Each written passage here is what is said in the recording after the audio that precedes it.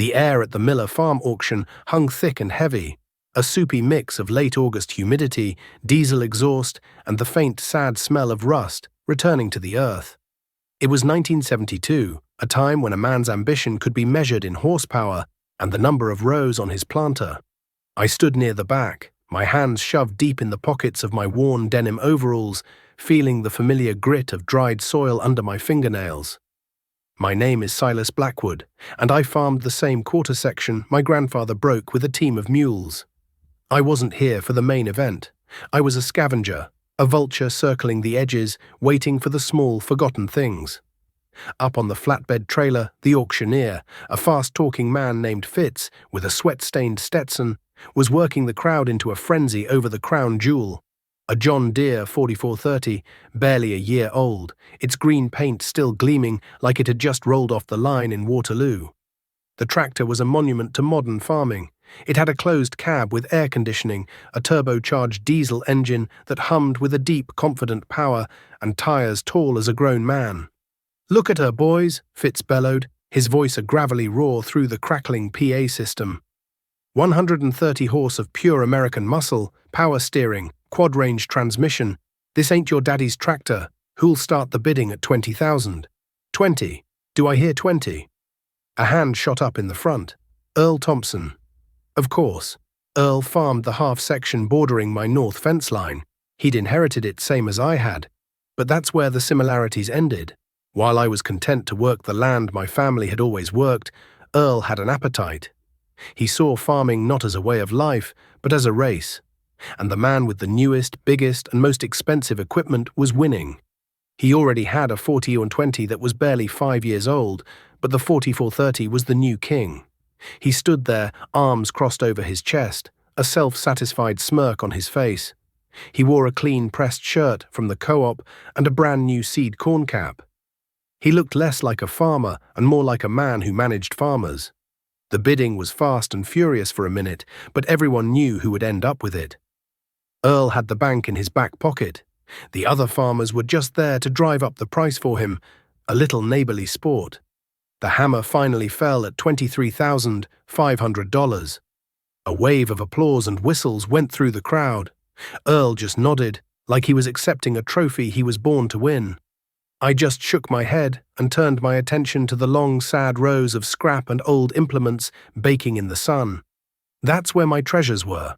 I saw an old set of cultivator shields for my Farmall M, a stack of cast-iron wheel weights, and a toolbox full of rusty, mismatched wrenches that would be perfect for the back of my pickup.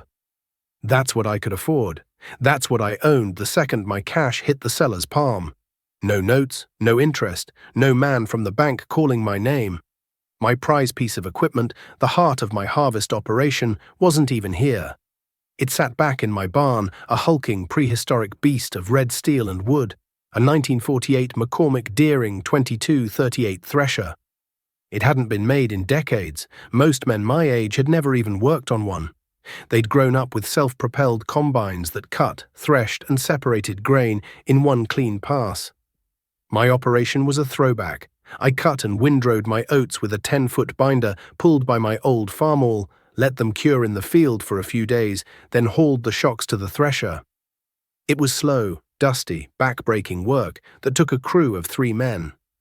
But the thresher was mine, paid for by my father in 1955, and the only thing it ever asked for was grease, a new belt now and then, and a strong back to feed it.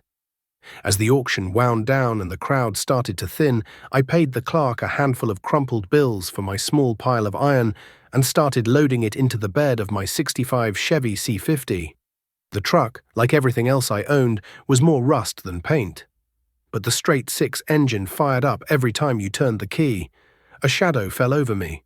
I looked up to see Earl Thompson, hands on his hips, looking down at my truck bed full of what he considered junk. "Stocking up for the scrapyard, Silas," he said, his voice dripping with condescending good humor. "Just a few parts, Earl," I said, not looking at him, heaving a 70-pound wheel weight over the side. "You know," he said, leaning against the fender, "for what you spend in time and busted knuckles keeping that museum of yours running, you could make a down payment on some real equipment. The bank's loaning money hand over fist right now." You ought to get in on it. Get bigger or get out. That's what my banker says. I finally stopped and turned to face him. I wiped a line of sweat from my brow with the back of a greasy hand.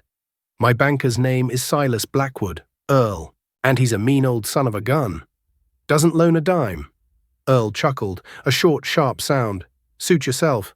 But a man can't make a living on 160 acres with a farmal M anymore. The world's moving on. You're going to get left behind in the dust. He clapped me on the shoulder, a gesture that was meant to seem friendly but felt more like a judgment. He walked away, heading toward his shiny, new-to-him 4430. I watched him go, then went back to loading my truck. The world was moving on, he'd said. Maybe he was right. All around me, farms were being consolidated. The small guys were selling out to the big operators like Earl, who could leverage massive debt to buy up land and machinery. The government was encouraging it. The universities were teaching it. Efficiency, scale, growth. I finished loading, slammed the tailgate shut, and climbed into the cab. The vinyl was cracked, and the whole truck smelled of old oil and sun-baked steel. I looked at my reflection in the dusty rearview mirror. My face was lined from the sun, my hands were calloused and stained. I was 34 years old, but some days I felt as old as the equipment I ran. I was following the path my father and grandfather had laid, a path of thrift, hard work, and self-reliance. But looking at Earl and his new tractor, a seed of doubt took root in my mind. Was I being wise, or was I just being a fool too stubborn to see that my time was over? And before we go any further, I have to ask you folks listening. Have you ever known a man like Earl? The kind who measures his worth by the shine on his equipment and the size of his bank loan? Or are you more like Silas, believing that what you own outright is all that truly matters? Let me know in the comments below, because this difference in thinking, well, it's the whole story. The next couple of years proved Earl right, at least on the surface. The mid-70s were a boom time for American agriculture. A massive grain deal with the Soviet Union sent commodity prices soaring. Corn that was $1 a bushel was suddenly fetching $3. Land values doubled, then tripled. The banks, flush with cash, were practically begging farmers to take out loans. And men like Earl Thompson were happy to oblige. He bought another 80 acres from the widow Jensen when her husband passed. Then he traded in his already new planter for a 12-row model. His operation was a gleaming testament to progress, a fleet of green and yellow machinery that worked his fields with ruthless efficiency. His farm was a picture postcard of prosperity. My farm, on the other hand, was a study in stubborn resilience. The summer of '74 was hot and dry, and I was pushing my old Farmall M hard, cultivating my corn for the last time before it canopied over. The M was a 1951 model with a narrow front end and a simple bulletproof 4-cylinder engine. It didn't have a cab, just a steel pan seat that got hotter than a pistol in the afternoon sun. I could feel the heat of the engine block on my legs, smell the sweet, hot scent of gasoline and exhaust. I was on the last pass of the day, the sun hanging low and orange in the dusty sky, when it happened. There was no warning, just a sudden, catastrophic noise from the engine, a sharp metallic crack, followed by a violent, grinding shudder that shook the whole tractor. The engine seized instantly. I stomped on the clutch out of pure instinct, and the tractor coasted to a dead stop in the middle of the row, a plume of blue-white smoke pouring from the exhaust stack. Silence descended, broken only by the ticking of the cooling manifold and the chirping of crickets in the ditch. I knew that sound. I'd heard it once before in my dad's old pickup. It was the sound of a thrown rod, the sound of a busted crankshaft. It was the sound of a dead engine. I sat there for a long time, my hands still gripping the steering wheel, just staring out over the neat rows of young corn. A failure like this, right in the middle of the growing season, was more than an inconvenience. It was a threat. My M wasn't just a tractor. It was my only tractor powerful enough to do heavy field work. Without it, I was dead in the water. The next morning, I started the teardown. There was no calling a mechanic. The nearest dealership was 30 miles away, and their shop rate was $10 an hour, not including parts. Besides, they didn't want to work on something this old. They'd just try to sell me a new one. This was my problem to solve. I rigged up a chain hoist from the main beam in my machine shed and carefully lifted the engine block out of the frame. It took me 2 full days of methodical work, labeling wires, draining fluids, and wrestling with bolts that had been rusted in place for 20 years. When I finally got the oil pan off, the carnage was worse than I'd feared. The number 3 connecting rod had snapped clean in 2. The broken end had flailed around inside the crankcase like a wild animal, scoring the cylinder wall, chewing up the camshaft, and cracking the crankshaft right across the main journal. The engine was a total loss. I stood there, wiping grease from my hands with a rag, a cold knot of despair tightening in my stomach. A replacement engine, even a used one, would cost hundreds of dollars I didn't have. For a moment, Earl's words echoed in my head. Get bigger or get out. Maybe this was it. Maybe this was the sign that my way of doing things was finished. I spent that evening walking my fields, the frustration and failure churning inside me. I ended up at the fence line I shared with Earl. Across the way, his corn stood a little taller, a little greener. He'd put on more fertilizer, more herbicide, all bought on credit. In the distance, I could see the glow of his yard light, illuminating his massive machine shed, a cathedral built to the gods of debt and diesel. But as I stood there, the anger began to burn off, replaced by a cold, hard resolve. My grandfather hadn't quit when the drought of the 30s turned his fields to dust. My father hadn't quit when hog cholera wiped out his entire herd in 58. They had faced ruin and found a way through. Their blood was in this soil, and so was mine. I would not be the one to break the chain. I would not be beaten by a piece of broken iron. The next day, I drove my old Chevy to a place a few counties over, a sprawling farm junkyard known as Tractor Heaven. It was acres and acres of rusting hulks, organized in long, silent rows like a mechanical cemetery. I spent the entire day walking through the farm-all section, searching for a donor. Finally, in a back corner overgrown with weeds, I found it. Another M, this one a 49 model, wrecked and forgotten. Its rear end was smashed, but the engine looked intact. The old man who ran the place, a grizzled character named Gus, sold me the whole engine for $50 cash and a handshake. You're pulling it yourself, he grunted, spitting a stream of tobacco juice. It took me another full day of sweat and struggle, with nothing but a set of hand tools and a come-along to wrestle that greasy 800-pound engine out of the dead tractor's frame and onto my truck. The drive home was slow and careful. I felt like I was transporting a fragile cast-iron heart. The work that followed was the hardest I'd ever done. I wasn't just swapping an engine, I was performing a transplant. I had to strip the donor engine down completely, checking every part for wear. I took the block to a machine shop in town to have the cylinders honed and the head decked. I spent hours with a micrometer and a set of feeler gauges, measuring tolerances down to the thousandth of an inch. I replaced the piston rings, the bearings, the gaskets, all paid for with cash I'd saved from the last 2 harvests. While I worked, the community watched. Neighbors would slow down as they drove past my farm, craning their necks to see the disassembled tractor in my shed. Earl Thompson drove by one afternoon in his air-conditioned pickup, a cool drink in his hand. He didn't stop this time. He just slowed down, shook his head with a pitying little smile, and drove on. The message was clear. The poor fool was finally broken.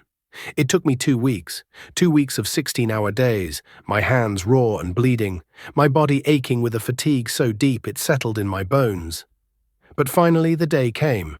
The rebuilt engine was back in the frame, the radiator was full, the crankcase was full of fresh 30-weight oil. I climbed onto that familiar steel seat, took a deep breath and pulled the starter rod. The engine turned over once, twice, then coughed to life with a belch of black smoke. It stumbled for a moment, then settled into a rough, uneven idle. I fiddled with the carburetor adjustment, my ear tuned to the rhythm of the cylinders. Slowly, the rhythm smoothed out, the idle dropped, and the engine began to purr with that deep, familiar chuff, chuff, chuff I knew so well. It was the sound of victory, the sound of survival. I put the tractor in gear and drove it out of the shed into the sunlight. I was 2 weeks behind schedule. My corn was full of weeds, but I hadn't spent a dime I didn't have.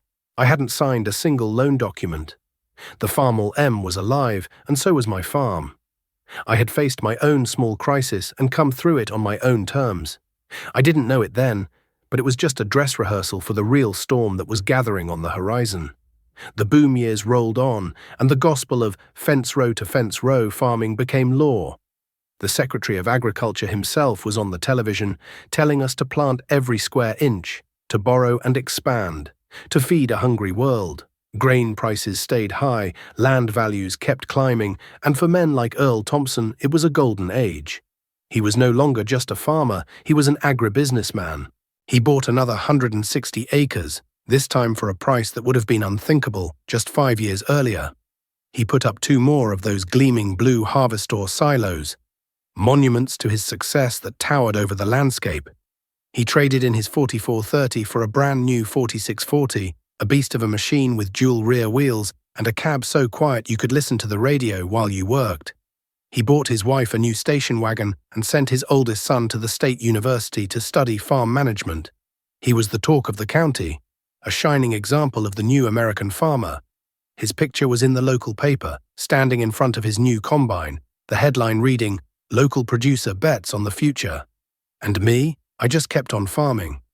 The high grain prices were good for me too, but my thinking was different. A good year wasn't a license to spend, it was a chance to prepare. While Earl was signing papers for new loans, I was making the final payment on the 80 acres my father had bought back in the 60s. On the day I drove to the bank and handed the teller that last cashier's check, a weight I didn't even know I was carrying lifted off my shoulders, I walked out of that bank a free man. Every single acre, every building, every piece of machinery on my farm, from the rusty C50 truck to the ancient Thresher, was mine. The deed was in my name, free and clear.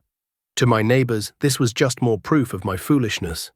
They saw the profits I was making. They saw me drive the same old truck, work the same old fields with the same old tractor. They saw me patching the roof on my barn myself instead of hiring a crew. "Can you believe Silas?" I heard one of them say at the co-op one morning. "He must have cleared $10,000 last year, and he's still running that old M. If it was me, I'd have a new 4-wheel drive sitting in the shed." They saw my discipline as a lack of vision. My thrift was timidity. My refusal to take on debt was a failure of ambition. I was the crazy old man of the neighborhood, the relic who didn't understand how the modern world worked. Earl, on the other hand, was a genius. He understood leverage. He understood that in an inflationary economy, the smart man borrows money, buys hard assets, and pays the loan back later with cheaper dollars. On paper, he was a millionaire several times over. On paper, I was barely getting by. I ignored the talk. I used my profits to build a fortress. I didn't buy new iron. I bought spare parts for my old iron. I went to auctions and bought entire non-running machines just to strip them for parts. I had a spare engine for my farm-all, a spare transmission for my truck. I stockpiled bearings, belts, filters, and hydraulic hoses for the thresher. My machine shed looked less like a workshop and more like a military supply depot. I was getting ready for a long war. One crisp autumn afternoon in 1978, I was in my shop, rebuilding the carburetor for my Ford 8N utility tractor. The radio was on, tuned to the farm report from a station out of Des Moines. The announcer was talking about crop yields and market prices, but then the news came on. The anchor's voice was grim. He was talking about a man I'd never heard of, the new chairman of the Federal Reserve, Paul Volcker. He was talking about a war on inflation. He was talking about raising interest rates. I stopped what I was doing, a tiny jet held in the tip of my pliers.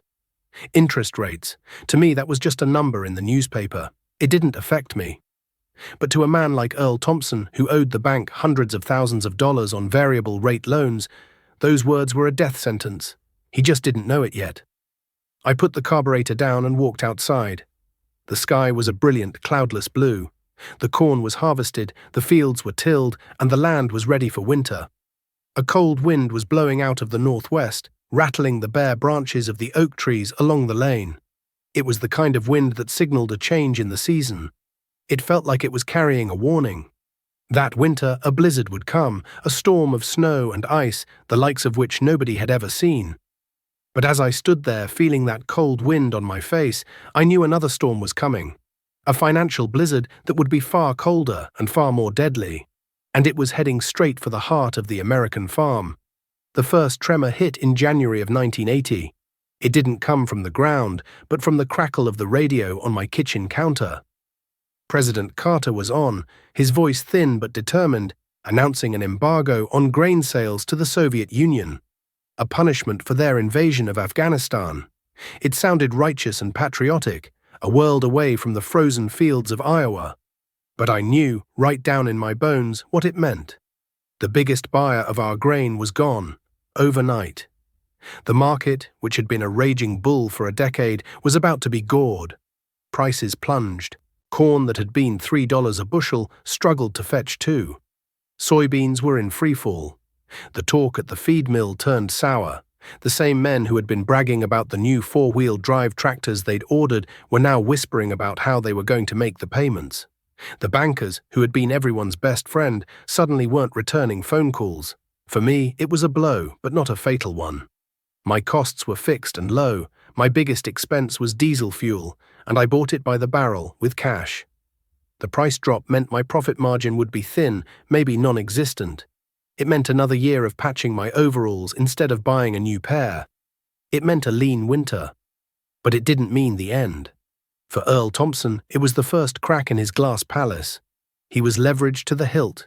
His entire operation was built on the assumption of $3 corn. His loan payments were calculated on it. His family's living expenses depended on it. With the stroke of a pen in Washington, D.C., his balance sheet had been set on fire. The first visible sign of trouble came that spring. Earl had always been the first one in the field, his massive 24-row planter a marvel of speed and precision. But that year, his field sat black and empty well into May. I'd see his big 4640 sitting idle by the shed day after day. Finally, I saw a service truck from the John Deere dealership parked in his driveway for 3 straight days. The gossip at the co-op was that the tractor's sophisticated hydraulic system had failed. Not a simple pump or a leaky hose like on my farmall, but a complex valve body, a precisely machined block of steel buried deep in the tractor's guts. It was a part you couldn't fix, only replace. The part alone, flown in from a warehouse in Moline, cost over $2,000. The labor to install it at the dealership's new rate of $25 an hour was another $1,000. $3,000. For me, that was a huge chunk of a year's income. For Earl, it was an impossible sum to come up with in cash. He had to go back to the bank and take out another loan, a short-term operating note just to fix the tractor he was already paying for. I saw him at the gas station a week later, filling a 5-gallon can. The confident swagger was gone. His face was pale and drawn, the skin around his eyes tight with worry. He looked older, smaller. He nodded at me, a quick, jerky motion, and looked away as if he were ashamed. That summer the weather turned against us. A high-pressure system parked itself over the Midwest and stayed there. The rain stopped. The sky turned a hazy, bleached-out white. The corn, which had been planted late, began to suffer. The leaves curled up during the day, a desperate attempt to conserve moisture, turning a sickly greyish green. The rich black soil of my fields turned to powder and then to a hard, cracked crust. My old M chugged along, pulling the cultivator through the struggling rows, trying to break up the crust and kill the weeds that were stealing what little moisture there was. The heat coming off the engine was brutal, but I was used to it. I watched Earl's fields across the fence. His corn, planted with all the latest chemical fertilizers, had grown faster and taller than mine early on. But now it was burning up even faster. It needed more water than the sky would give, more water than the soil could hold. My corn, which I'd nourished with manure from my small herd of cattle and a careful rotation of legumes, had deeper roots. It was suffering too, but it was holding on. The drought was the second crack. A poor yield on top of low prices was a devastating combination. But the final killing blow came from that man on the radio, Paul Volcker. To fight inflation, the Federal Reserve jacked up interest rates. It was a number that didn't make sense. 10%, 12, 15. The prime rate the rate banks charged their best customers climbed to an astonishing 21.5%. My bank statement didn't change. I owed no one. But for Earl Thompson and thousands of farmers like him, that number was a guillotine. His massive loans weren't fixed. They were variable, tied to the prime rate. His payments doubled, then tripled. He was being asked to pay back a fortune with 60-cent dollars from a drought-stricken crop, all while being charged loan shark interest rates. His empire, built on the sand of easy credit, was being washed away by a tidal wave of debt. The blizzard had arrived. The farm auctions started in the fall of 1981 and didn't stop for 5 years. They were different from the auction where Earl had bought his tractor. There was no joy in them, no sense of optimism. They were funerals. Families stood weeping by the side of their houses while strangers picked through their tools, their furniture, their lives, looking for a bargain. The auctioneer's chants sounded like eulogies. The notice for Earl Thompson's auction appeared in the county paper in the spring of '82. It wasn't a choice, it was a foreclosure. The bank was selling everything: the land, the equipment, the house. The whole dream liquidated. I went. I felt I had to. It felt like watching a battleship sink. The crowd was quiet, somber. These were the same neighbors who had once looked at Earl with envy. Now their faces were a mixture of pity and a terrible, chilling fear that they could be next. The equipment was lined up in the yard, a silent green and yellow testament to a failed ambition. The mighty 4640, the 24-row planter, the giant combine with its grain-and-a-half head. They looked impossibly big and sad, like dinosaurs in a museum. They had been symbols of wealth, but now they were just collateral. The auctioneer started with the small items first, trying to build momentum. But there was no money in the crowd. Farmers were broke. A brand new set of wrenches that had cost Earl $100 sold for $10. The prices for the big machinery were catastrophic. That 4640, which Earl had paid nearly $50,000 for just a few years before, struggled to get a bid of $12,000. The bank representative, a young man in a suit that looked too big for him, stood by the auctioneer's truck, his face grim, writing down the losing numbers in a ledger. I didn't bid on any of it. It felt wrong, like picking the pockets of a dead man. I just watched, my heart a cold, heavy stone in my chest. I saw Earl standing alone by the machine shed, the one he had built to house his magnificent fleet. He was staring at the ground, his hands shoved in his pockets. His wife and kids were gone, sent to stay with her parents in town. He was a captain going down with his ship. The final piece to be sold was the original 80 acres, the piece of land his grandfather had homesteaded. This was the heart of it all. The auctioneer described the parcel, his voice trying for its usual enthusiasm, but falling flat. Prime farmland, folks, tiled and ready to plant. Who'll start the bidding at $1,000 an acre? Silence. A year ago, this land would have brought 3 times that. But land values had collapsed along with everything else. The farmers who were still solvent were too scared to take on new debt, even for a bargain. The silence stretched on, thick and awkward. The bankman whispered something to the auctioneer. "All right, folks, the bank is prepared to be realistic," the auctioneer announced. "Let's hear 800 an acre to start." More silence. I looked over at Earl. A single tear was tracing a path through the dust on his cheek. He wasn't just losing a farm, he was losing his name, his history, his future. And in that moment, all the years of rivalry, of his condescension and my resentment, it all just vanished. I didn't see the man who had mocked my old tractor. I saw a neighbor in hell. I saw a good farmer beaten by a system he had been told to believe in. I took a deep breath. My voice felt rusty. 500, I said. Every head in the crowd turned to look at me. The crazy old man with the rusty tractor. The auctioneer's eyes widened in surprise. "I've got 500 from Silas Blackwood, 500 an acre. Do I hear 6? The crowd was dead quiet. No one was going to bid against me.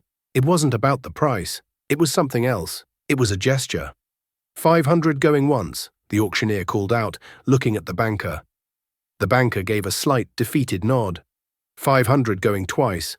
Sold for $500 an acre to Silas Blackwood. The gavel cracked, and it was over.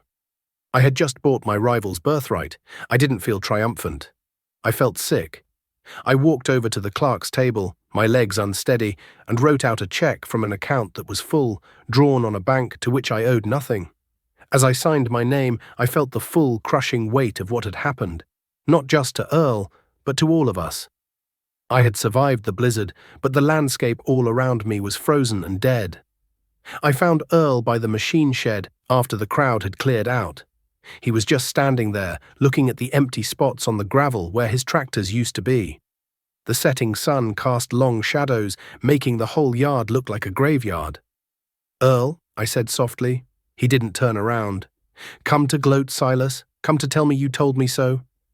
His voice was a ragged whisper. "No," I said. "I came to make you a proposal." He finally turned to face me. His eyes were red-rimmed and hollow. "I've got nothing left to sell." "I'm not looking to buy," I said, folding my arms to keep my hands from shaking. "I just bought your home place. I don't need it. I've got all the land I can handle myself. But it needs to be farmed. Someone needs to look after it." He stared at me, his face a mask of confusion. "I want you to farm it," I said. "You can live in the house. We'll work out a crop share agreement. A fair one. 2/3 for you, 1/3 for me to cover the taxes and the cost of the land. You're a good farmer, Earl. Better than me in a lot of ways. You just got caught in the storm." He looked at me for a long time, his jaw working but no words coming out. The proud, confident man I had known was gone, replaced by someone utterly broken. He finally seemed to find his voice. "Why?" he choked out. "After all the years, I treated you like dirt." I looked out over the empty fields, the soil my grandfather and his grandfather had both worked. "Because this is hard enough without us turning on each other," I said. "Because my granddad told me something once. He said the land doesn't care what color your tractor is. It doesn't care if you paid cash or borrowed $1 million. All it asks is that you take care of it. We're just caretakers, Earl, all of us." He finally broke. He slumped against the wall of the shed and covered his face with his hands, his shoulders shaking with silent, racking sobs. I stood there for a minute, then turned and walked away, leaving him to his grief. It wasn't a victory, it was a salvage operation. The years that followed were lean and hard for everyone. The farm crisis carved a deep scar across the heartland. White crosses appeared on the courthouse lawn in the county seat, one for each farm that had been lost. But slowly things began to change. Earl and I became partners of a sort. He farmed his old home place, and I farmed mine. We didn't use his big new equipment. It was long gone. We used my old stuff. The first time he climbed onto the steel seat of my Farmall M, the one I had rebuilt with my own hands, he looked at it like it was an artifact from another planet. But he learned. I taught him how to set the points, how to adjust the carburetor, how to listen to the engine and know what it needed. He was a fast learner. He had a natural feel for machinery that had been masked by his reliance on dealerships and warranties. We brought the old McCormick Deering Thresher out of the barn. Earl had only ever seen one in pictures. The first time we fired it up, a great clanking, whining behemoth of belts and gears, he stood back with a look of awe on his face. We worked the harvest together that year, and the next, and the one after that. It was hard, dusty, sweaty work. We'd stand on either side of the feeder, pitching bundles of oats into its hungry mouth, the machine shaking the very ground beneath our feet, chaff and dust filling the air until we could barely see each other.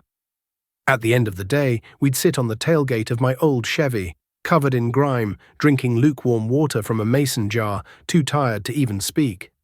And in that shared exhaustion, a strange and quiet friendship was forged. The community's perception of me shifted. I was no longer the crazy old fool. I was the man who had seen the storm coming. Younger farmers, the ones who had managed to hang on, started stopping by my machine shed.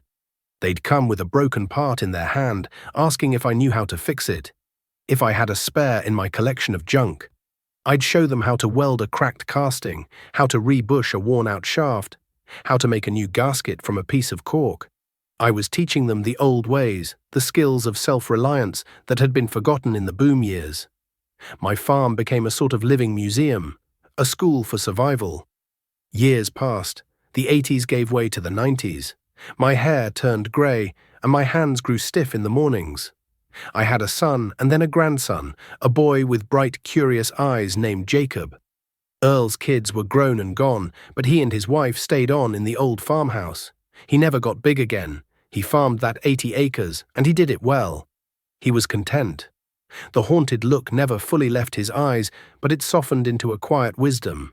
One Saturday afternoon, I was in the shed with Jacob, who was about 10 years old. I was showing him how to change the oil in the Farmall M. I had him underneath with me, showing him where the drain plug was, how to tighten it just enough but not too much.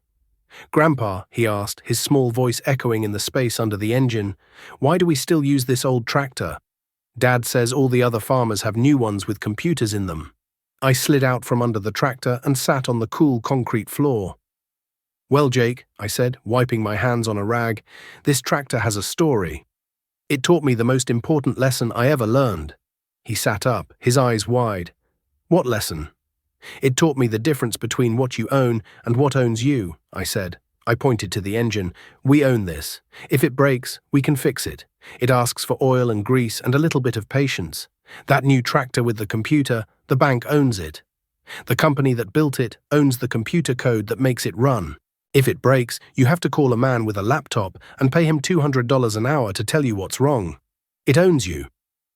Just then, Earl Thompson walked into the shed. He was older now too, stooped and weathered like an old fence post. But his eyes were clear. He smiled when he saw us.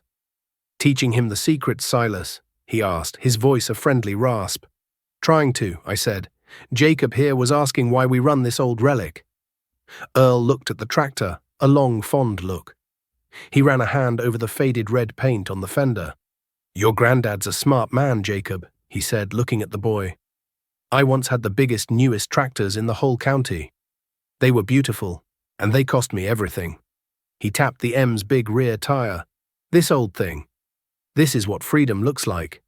He nodded at me, a nod of shared understanding that was 20 years in the making, and walked on toward his house. I watched him go, then turned back to my grandson. "Let's finish up," I said, handing him the wrench. "The land's waiting." That evening I sat on my porch, watching the last light of day bleed across the sky, painting the clouds in shades of orange and purple. The air was cool and smelled of damp earth.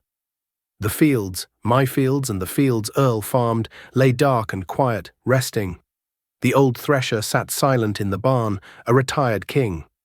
Its work was done. But the lesson it had taught me, the lesson of thrift and iron and independence, was still alive. It was there in my grandson's hands, learning the feel of a wrench. It was there in the deed to my farm, locked safe in a box. It was the legacy I would leave behind. Not a mountain of debt or a fleet of shiny machines, but a simple, unshakable truth. The storm always comes, and the only shelter that will ever truly hold is the one you build yourself.